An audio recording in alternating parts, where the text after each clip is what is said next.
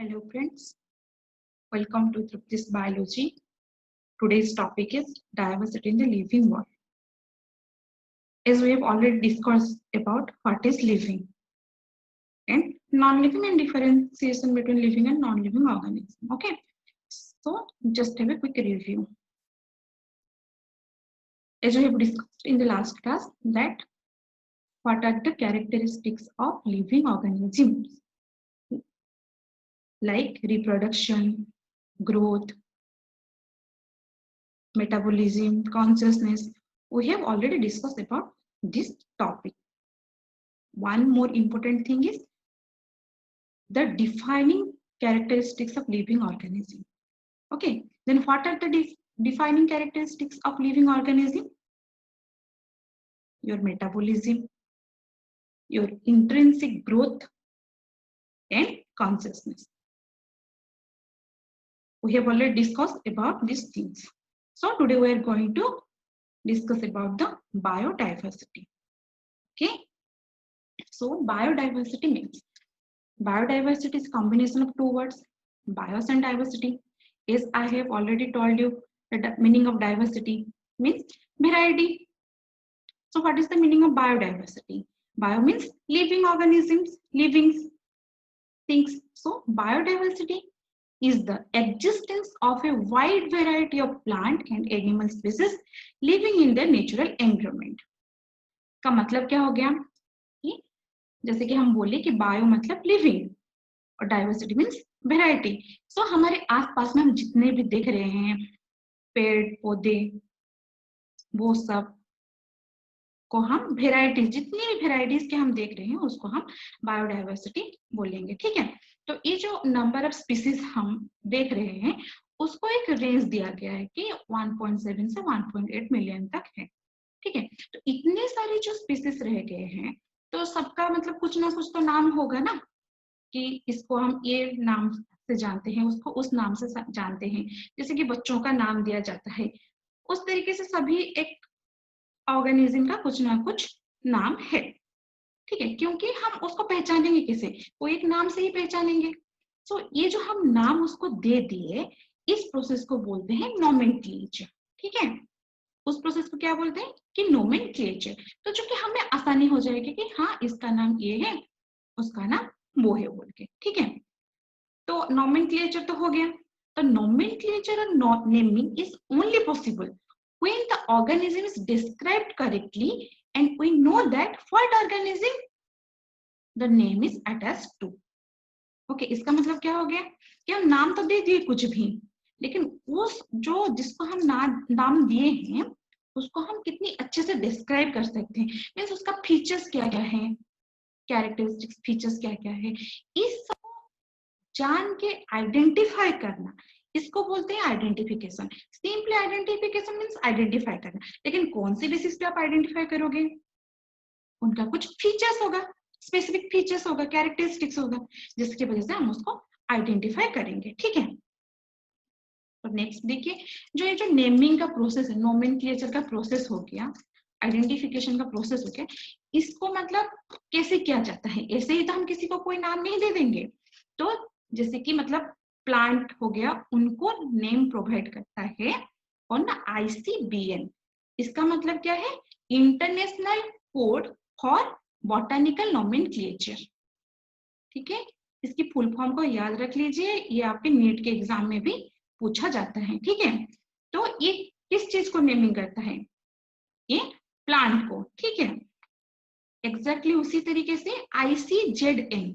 ICZN का मतलब क्या है, international code of zoological nomenclature. तो ये दो एजेंसी हो गए कि ICBN एंड ICZN जो कि नेमिंग करता है. ठीक है, तो ये जो नेमिंग सिस्टम है, ठीक है, इसको मतलब ये यूनिवर्सल एक्सेप्टेड होना चाहिए. क्योंकि देखो एक बच्चा है उसका नाम बाबू है. ठीक है, तो ऐसे बहुत सारे भी बच्चे होंगे जिसका नाम बाबू होगा.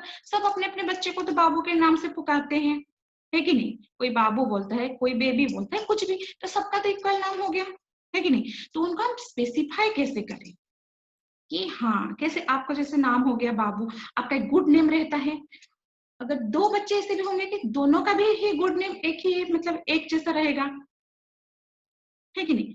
सपोज अनिल महापात्र और एक बच्चे का नाम है अनिल महापात्र, तो हम आइडेंटिफाई कैसे करेंगे? फिर उनको पेरेंट की नेम देखा जाता है, जब स्कूल में ऐसा होता है तो फिर पेरेंट का नाम देखा जाता है। पेरेंट का नाम तो कभी सेम नहीं होगा दो बच्चों का। तो इसी सारी चीजों को दिमाग में रख के ऐसे एक रूल्स बनाया गया जो यूनिवर्सली एक्सेप्टेड हो, ठीक है। तो उसी के लिए उन लोग मतलब ऑर्गेनिज्म को एक साइंटिफिक नेम दिया गया, ठीक है। तो ऐसी एक नेम दिया गया जिसमें दो कंपोनेंट रहते हैं, ठीक है। एक हो गया आपका जेनेरिक नेम एंड दूसरा हो गया आपका स्पेसिफिक एपिथेट। इसका मतलब है स्पीसीज नेम। तो हम उसको बोलते हैं कि genus name and species name, ऐसे दो कंपोनेंट हो गया। तो ये जो सिस्टम हो गया इसको हम बोलते हैं बाइनोमियल नोमेनक्लेचर। बाइनोमियल क्यों बोलते हैं? बाई मीन्स दो, पता है, और नेमिंग हम नेम देते हैं, तो दो नेम यहाँ पे इन्वॉल्व रहता है। जैसे कि एक हो गया आपका जीनस नेम और दूसरा हो गया आपके स्पीसीज नेम, इसी के लिए इसको बोलते हैं बाइनोमियल नोमेनक्लेचर। ओके, तो ये जो बाइनोमियल नोमेनक्लेचर सिस्टम आया, यहाँ पे एक चीज ध्यान रखना कि ये जितने भी सारे वर्ड्स वहां मतलब आया है वो सब लैटिन वर्ड से ही आया है, ठीक है। तो यहाँ पे जो ये जो बाइनोमियल नोमेनक्लेचर हो गया, इस सिस्टम को किसने दिए हैं? वो है कैरोलस लिनायस, ठीक है। ये नाम याद रख लीजिए, ये कैरोलस लिनायस ने बाइनोमियल नोमेनक्लेचर के बारे में बताए थे, ठीक है। और ये एक बायोलॉजिस्ट है, ठीक है। तो अब पता चल गया कि बाइनोमियल नोमेनक्लेचर में दो नाम रहता है, एक हो गया आपका जेनेरिक नेम और जीनस नेम, दूसरा हो गया आपका स्पीसीज नेम, ठीक है। तो ये जो बाइनोमियल नोमेनक्लेचर जो नेमिंग किए उसका भी कुछ ना कुछ रूल्स है। तो वो रूल्स क्या है हम देखते हैं। देखिए मैं यहाँ पे एक एग्जांपल ली हूँ कि मैंगो का जो है साइंटिफिक नेम मांगीफेरा इंडिका, ठीक है। तो यहाँ पे देख रहे हैं आप, मैंगीफेरा का मतलब वो है, वो इंडिकेट कर रहा है उस जीनस को, ठीक है, और इंडिका इंडिकेट कर रहा है स्पीसीज को, ठीक है। तो यहाँ पे जो रूल नंबर 1 है वो क्या बोल रहा है कि biological names are generally in Latin and written in italic, they are Latinized और derived from Latin irrespective of their origin. तो ये अगर हम कभी भी मतलब साइंटिफिक नेम लिख रहे हैं तो इसको हम लिखेंगे कैसे? इटैलिक मैनर में लिखेंगे, ठीक है।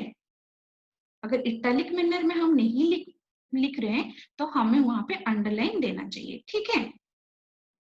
तो सेकेंड हो गया, the first word in a biological name represent the genus while the second component denote the specific epithet. इस पॉइंट के बारे में मैं ऑलरेडी आपको बता चुकी हूँ कि मतलब जीनस और स्पीसीज नेम रहता है। तो फर्स्ट जो मतलब वर्ड है वो हो गया आपका जीनस का और दूसरा जो है वो हो गया आपका स्पीसीज का, ठीक है।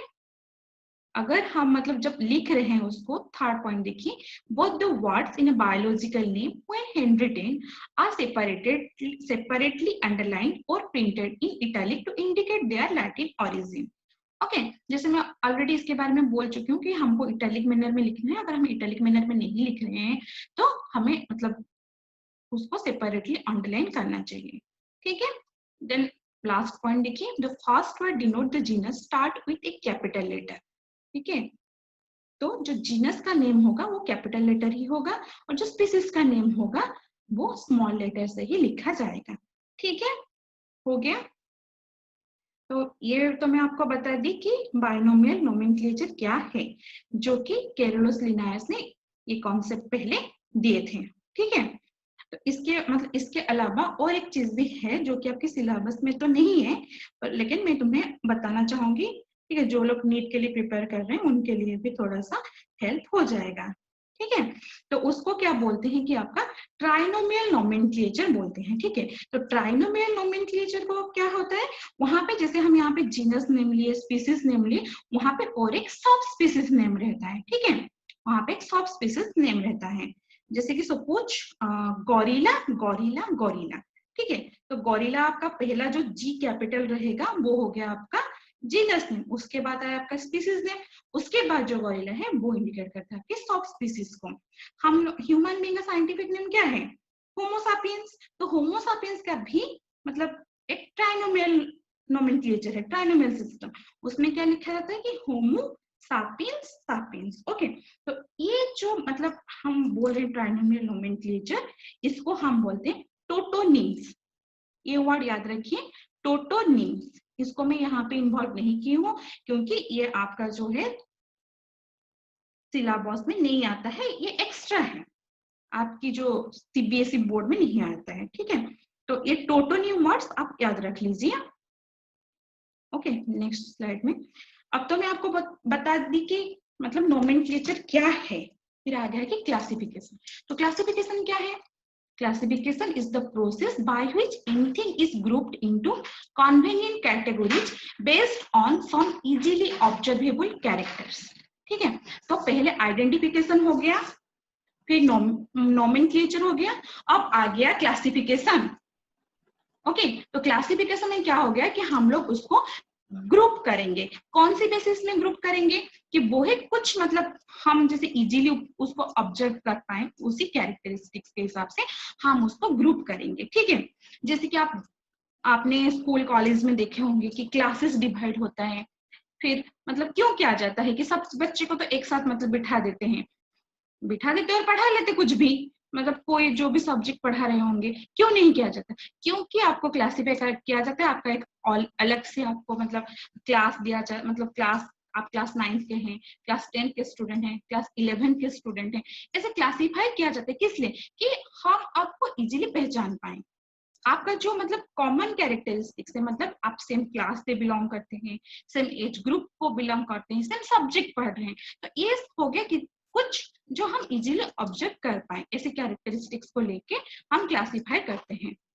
ओके, तो ये जो मतलब जितने सारे हम फीचर्स बोले और क्लासिफिकेशन के बारे में जो अभी अभी हम बात की कि जो कुछ कुछ कैरेक्टरिस्टिक्स होता है और कुछ भी होता है उस बेसिस पे हम क्लासिफाई करते हैं, तो इसी टर्म को हम बोलते हैं कि मतलब जैसे कि मतलब पर्टिकुलर कैरेक्टरिस्टिक्स के बेसिस पे हम उसको क्लासिफाई करते हैं, उसको बोलते हैं टैक्सा। ठीक है, इसके बारे में मतलब टैक्सा के बारे में इन डिटेल्स हम नेक्स्ट पढ़ाई करेंगे। ठीक है, तो टैक्सा से आता है आपका टैक्सोनॉमी। तो आज बस इतना ही जान लेते हैं कि टैक्सोनॉमी क्या है। तो taxonomy is the branch of science which deals with the study of identification, nomenclature and classification. Okay, तो आइडेंटिफिकेशन के बारे में बोल चुकी हूँ, नोमेनक्लेचर के बारे में भी बोल चुकी हूँ और क्लासिफिकेशन के बारे में भी हम बोल चुके हैं ऑलरेडी। ये सारी चीज के बारे में हम डिस्कशन कर चुके हैं। लेकिन नेक्स्ट जो अगले क्लास में हम ये देखेंगे कि जो सिस्टमेटिक सिस्टेमा वो सब जो होता है वो कौन सी बेसिस में कैसे करते हैं, टैक्सोनॉमिकल हायरार्ची कैसे करेंगे, मतलब हायरार्चिकल ऑर्डर क्या है, इन सारी चीजों के बारे में हम नेक्स्ट क्लास में बात करेंगे। ठीक है, थैंक यू।